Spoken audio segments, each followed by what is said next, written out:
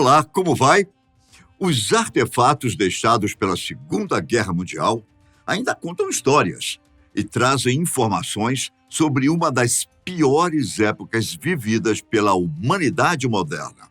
Mas, em torno deles, há também lendas e mistérios que podem nunca ser resolvidos. Conheço algumas dessas descobertas incríveis e que até hoje, quase 80 anos após o fim da guerra, continuam deixando alguns pesquisadores perplexos. A Sala Âmbar é uma obra-prima barroca adornada com mais de 6 toneladas de painéis de âmbar, apoiados em folhas de ouro e espelhos. Ela foi originalmente construída no século XVIII, no Palácio de Catarina, perto de São Petersburgo, na Rússia. Durante a ocupação nazista da União Soviética, em 1941, a sala foi desmontada e levada para ser reconstruída. No entanto, ela desapareceu após a Segunda Guerra Mundial e seu paradeiro permaneceu um mistério por décadas. Esta sala é frequentemente descrita como uma das obras de arte mais inestimáveis da Rússia. Ela foi projetada para o Palácio de Charlottenburg por Andreas Schutter, um escultor barroco alemão e arquiteto renomado. A construção começou em 1701 pelo mestre artesão Gottfried Wolfram e pelos mestres em âmbar Ernest Schacht e Gottfried Thurau. Apesar de destinada a Charlottenburg, a sala de âmbar foi instalada no Palácio da cidade de Berlim, local onde foi admirada por Pedro o Grande da Rússia, durante uma visita de Estado em 1716, com o objetivo de forjar uma aliança russo-prussiana contra a Suécia. Frederico Guilherme I presenteou o Império Russo com a Sala Âmbar para cimentar seu novo relacionamento. Em um período de 10 anos, a Sala Âmbar foi reformulada e instalada na casa de verão da família imperial no Palácio de Catherine, no atual Pushkin, nos arredores de São Petersburgo. O mistério em torno da Sala Âmbar reside em seu desaparecimento após a Segunda Guerra Mundial. Acredita-se que ela tenha sido saqueada pelos nazistas e levada para a Alemanha. No entanto, seu paradeiro exato permanece desconhecido até hoje. Várias teorias foram propostas ao longo dos anos sobre o que aconteceu com a Sala Âmbar, incluindo que ela foi escondida pelos soviéticos ou que ainda está escondida em algum lugar na Alemanha. O mistério em torno do destino da Sala Âmbar continua a intrigar historiadores e amantes da arte até hoje. Bom, os arquivos Aroussen são o Centro Internacional de Pesquisa sobre a Perseguição Nazista, com o arquivo mais abrangente do mundo sobre as vítimas e os sobreviventes do nacionalsocialismo. A coleção também contém informações sobre cerca de, pasme, 17,5 milhões de pessoas e pertence à memória do mundo da Unesco. Os arquivos foram criados em 1949 como um repositório para documentos relacionados a campos de concentração e campos de trabalho forçado. Eles foram originalmente chamados de Arquivos Internacionais da Cruz Vermelha e foram criados para ajudar as famílias a encontrar parentes desaparecidos durante a guerra. Os arquivos Aroussen são frequentemente envoltos em mistério devido à sua história e ao seu conteúdo. Eles contêm informações detalhadas sobre as vítimas do Holocausto, incluindo nomes, datas de nascimento, locais de nascimento, datas de morte e muito mais. No entanto, os arquivos foram mantidos em segredo por muitos anos após a Segunda Guerra Mundial. Isso se deve, em parte, ao fato de que muitos dos documentos contidos nos arquivos eram confidenciais e não deveriam ser divulgados publicamente. Os arquivos Aroussen também são envoltos em mistério porque muitas pessoas não sabem que eles existem. Embora os arquivos tenham sido criados há mais de 70 anos, eles só foram abertos ao público em 2007. Antes disso, Apenas pesquisadores autorizados tinham acesso aos documentos. De qualquer maneira, eles são uma fonte inestimável de informações sobre o Holocausto e as vítimas do nacionalsocialismo.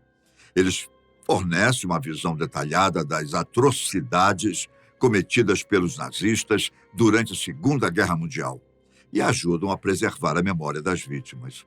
Além disso, os arquivos são uma ferramenta importante para ajudar as famílias a encontrar parentes desaparecidos durante a guerra.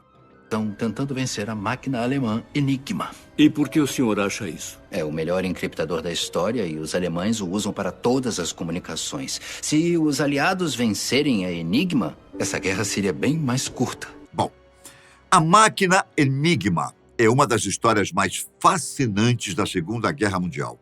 Ela foi uma máquina eletromecânica de criptografia usada pelos alemães para embaralhar as mensagens que eram transmitidas, a fim de que os aliados não conseguissem nenhuma informação caso as interceptassem. A Enigma foi desenvolvida na década de 1920 por Arthur Scherbius, um engenheiro elétrico alemão. A máquina era equipada com rotores criptográficos e produzia mensagens secretas. Durante a Segunda Guerra Mundial, o uso da máquina exigia um cuidado muito grande, desde a configuração da chave que acionava a máquina até o uso do manual dos códigos. A chave usada para configurar a máquina deveria ter seu código trocado diariamente, sob pena de ser rastreada por tecnologia semelhante e ter suas mensagens decifradas. Durante a guerra, as máquinas Enigma eram largamente usadas pela inteligência militar alemã. No entanto, um grupo de matemáticos e engenheiros poloneses, em conjunto com a inteligência militar britânica, conseguiu elaborar um modelo ainda mais avançado que o dos alemães. Esse modelo conseguiu pela primeira vez decifrar os códigos da Enigma. A operação orquestrada por poloneses e britânicos ficou conhecida como Ultra. Foi a maior operação de inteligência militar na história da humanidade.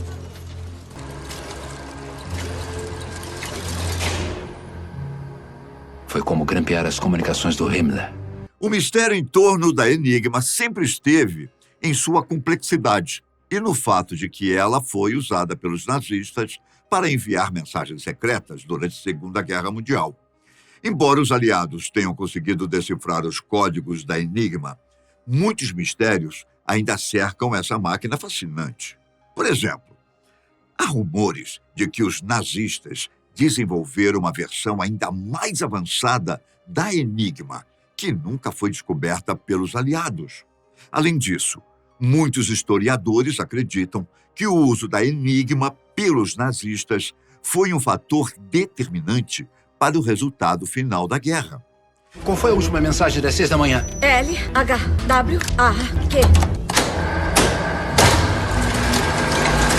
Ah, meu Deus. Só precisa saber isso de alemão para vencer a Enigma. Bom, durante a Segunda Guerra Mundial, os japoneses esconderam uma grande quantidade de ouro em vários locais do Sudeste Asiático. O ouro era proveniente de países invadidos pelos japoneses, como a China e as Filipinas, e foi acumulado ao longo dos anos. Acredita-se que o ouro escondido pelos japoneses valha bilhões de dólares. O mistério em torno do ouro escondido dos japoneses reside em sua localização. Embora muitos tenham tentado encontrar o ouro ao longo dos anos, poucos foram bem-sucedidos. Alguns acreditam que o ouro foi enterrado em locais remotos e difíceis de encontrar, enquanto outros acreditam que ele foi levado para o Japão após a guerra. Uma das histórias mais famosas sobre o ouro escondido dos japoneses é a do Tesouro de Yamashita. O general japonês Tomoyuki Yamashita foi responsável por grande parte do saque de tesouros durante a guerra e é amplamente considerado como responsável pelo esconderijo do ouro. Acredita-se que o Tesouro de Yamashita seja um dos maiores tesouros perdidos da história, com um valor estimado em bilhões de dólares. Embora muitos tenham tentado encontrar o ouro escondido dos japoneses ao longo dos anos, poucos foram bem-sucedidos. Alguns afirmam que o ouro nunca existiu e que a história é apenas um mito. No entanto, muitos outros continuam procurando pelo tesouro perdido até hoje. O mistério em torno do ouro escondido dos japoneses continua a intrigar caçadores de tesouros e historiadores até hoje. O trem de ouro nazista é um dos maiores e mais intrigantes da Segunda Guerra Mundial. Acredita-se que os nazistas tinham escondido uma grande quantidade de ouro em um trem blindado durante a guerra. O ouro era proveniente de países invadidos pelos nazistas, como a Polônia, e foi acumulado ao longo dos anos. Acredita-se que o trem de ouro nazista valha bilhões de dólares. O mistério em torno do trem de ouro nazista reside em sua localização. Embora muitos tenham tentado encontrar o trem ao longo dos anos, poucos foram bem-sucedidos. Alguns acreditam que o trem foi enterrado em locais remotos, como o anterior, difíceis de encontrar, enquanto outros acreditam que ele foi levado para a Alemanha após a guerra. Uma das histórias mais famosas sobre o trem de ouro nazista é a do trem fantasma. Acredita-se que o trem tenha sido encontrado em um túnel na Polônia em 2015, mas as autoridades polonesas nunca confirmaram sua existência. O túnel foi descoberto por 2 homens que afirmaram ter encontrado o trem cheio de ouro e outras joias preciosas, que estava desaparecido desde o final da Segunda Guerra Mundial. No entanto, a localização exata do túnel permanece desconhecida até hoje. Alguns afirmam que o ouro nunca existiu e que a história é apenas um mito. Você já ouviu algo sobre essa história? Acredita que pode ser verídica? Será? Conta aqui para mim nos comentários.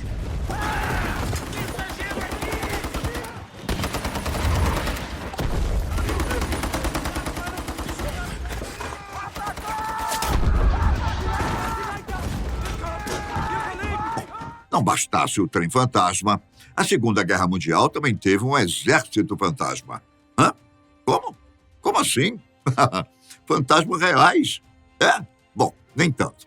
O Exército Fantasma é outra fascinante história da Segunda Guerra Mundial.